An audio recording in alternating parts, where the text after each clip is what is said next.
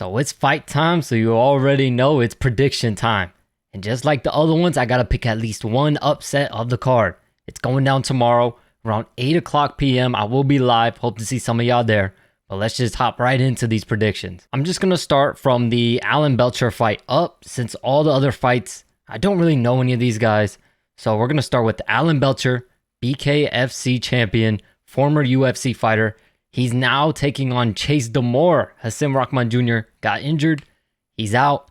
Chase Damore steps up on very short notice. He's in. And this one, okay. This one might be a little tough. Of course, I think Alan Belcher is going to win, but this is going to be my upset pick because Chase Damore is just way bigger than Alan Belcher. And I don't know. I just think Chase Damore, Alan Belcher being very seasoned, having a lot of rounds under his belt, I just think that he's going to be easier to knock out than Chase Damore is. And with that power that Chase Damore holds and with the size advantage, I just think I'll say Chase Damore by knockout. I'll have Chase Damore by knockout. But if it goes to the judges, there's no doubt in my mind that Alan Belcher will most likely win on the scorecards. But this is going to be my upset fight of the night. Of course, Chase Damore is a huge underdog because he's coming in this fight on super short notice against a guy who is very well experienced. Like I said, former UFC fighter and a BKFC champion. Next up, we got Paul Bamba taking on Anthony Taylor. And this one is a no-brainer in my opinion. I think Anthony Taylor is going to steamroll this guy. Can this guy beat Anthony Taylor? For sure. But he's going to have to use a lot of boxing. I think if he gets in there and brawling, Anthony Taylor throughout this whole buildup is getting in his head and he's doing it on purpose. Anthony Taylor wants him to brawl. The only way Anthony Taylor can lose is by someone who can outbox him, stay out of range, outbox him. He's going to make this guy brawl. He's going to fight dangerous, fight reckless, and I think Anthony Taylor's going to catch him either winning by KO TKO or winning on the judges' scorecards, in my opinion. And as for the co-main event, the tag team match, Waleed Sharks and Dean the Great are probably just Dean the Great because I don't think Waleed is going to get a chance to fight. Taking on Yuri Gang TV and iPop. I'm rocking with Dean the Great. I think Dean the Great can solo these guys all by himself, but it'll be interesting to see if he gasses out and someone tags in, if he can handle the pressure that they're going to be putting on him as a fresher fighter.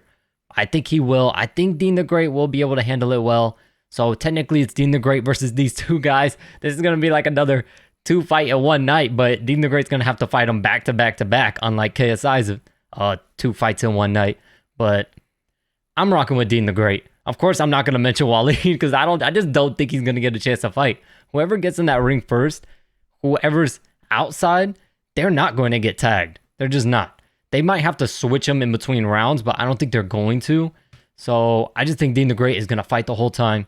And in my opinion, I think Dean the Great will handle business in there. And as for the main event, Survivor Tag, Nick LMAO versus Swarms versus B-Dave versus Ryan Johnston. This one is very tricky because there's a lot of different strategy that's got to play into it. There's so many different factors that can happen, but I'm leaning toward the top two that I'm leaning towards winning is between B-Dave and Nick LMAO. And that's just purely based off skill. Swarms, I know Swarms is definitely the fan favorite for sure, but I just don't think he's ready yet. I don't think he's had enough time to prepare. I just don't think he's on the level of Nick LMAO and B-Dave. And Ryan Johnston, we just haven't seen enough from him yet.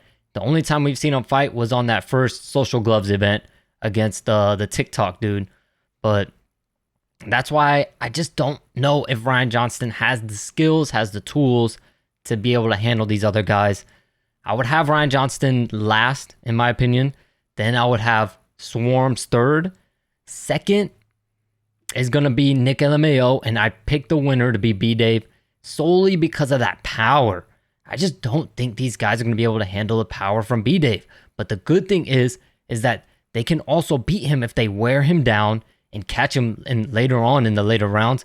But I just think B-Dave coming in fresh, especially if two guys are in there, someone tags him and someone's already tired and B-Dave is coming forward, they're going to be running to tag out because they're not going to want any part to deal with that power that B-Dave is going to be coming with. He's going to be throwing bombs. He throws with very mean intentions. And I just found out from watching the weigh-ins today, B Dave is actually from Tampa, Florida, so he's representing. I don't know what gym he trains at, so but he's representing for the town, man. So I'm rocking with B Dave for this one. But let me know what y'all think. Let me know who you got for all these fights. I can't wait. It's going down tomorrow night, and I hope to see some of y'all there.